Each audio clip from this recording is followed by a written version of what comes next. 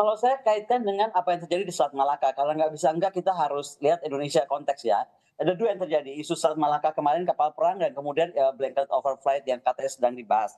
Jadi menurut saya ini sudah jelas Amerika sedang bermain dalam aspek politik. TNI Angkatan Laut telah confirm bahwa USS Miguel Kate kemarin sudah lewat di Selat Malaka 18 April. Dia mau Mhm. ngapain sih si Miguel Kate ini? Dia tuh mau langsung menyambung pernyataan Pentagon. Pentagon kan bilang, Amerika memperluas operasi global untuk mengejar kapal-kapal Iran atau yang mendukung Iran di luar Timur Tengah, termasuk kawasan Indo-Pasifik dan Selat Malaka.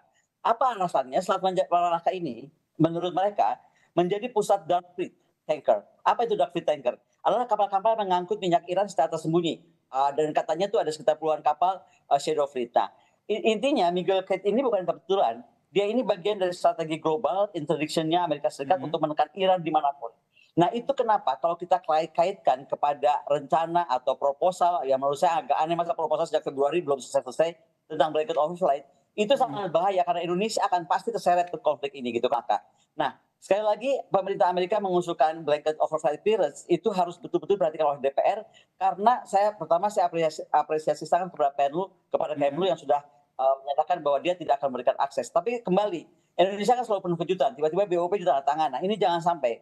Sebab kita tuh harus tetap pegang dan harus konsisten melarang penerbangan apapun di atas udara kita yang terkait blanket flight terkait kebutuhan operasi militer dan logistik ya. Saya Mhm. nggak cuma bilang operasi militer tapi operasi dukungan perang dan logistik Amerika Serikat. Karena kalau di Indonesia menyetujui, Indonesia dan nasibnya akan seperti Dubai, akan dianggap memihak dalam konflik tersebut dan we like it or not kita akan terseret ke dalam konflik seperti Dubai dan kawan-kawan gitu. Dan ini nggak boleh Oke. terjadi. Itu Mhm. kenapa betul-betul kita harus kawal ketat nih, 2 hal itu.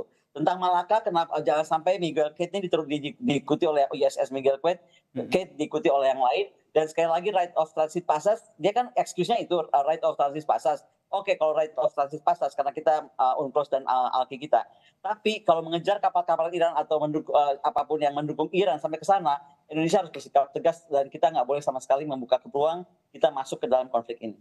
Oke, ini yang benar-benar harus diperhatikan oleh pemerintah Indonesia dalam mengambil sikap terkait dengan perang yang terjadi ya. Kalau dari Pak Budi sendiri melihatnya seperti apa? Kalau kita melihat ketegangan yang terjadi di Selat Hormuz, begitu harapan kita bersama kan keduanya bisa negosiasi lagi. Tapi nampaknya ini alot. Menurut Anda, apakah ini karena syarat yang disampaikan oleh AS ini terlalu sulit atau menjadi ganjalan terbesar yang dianggap tidak masuk akal?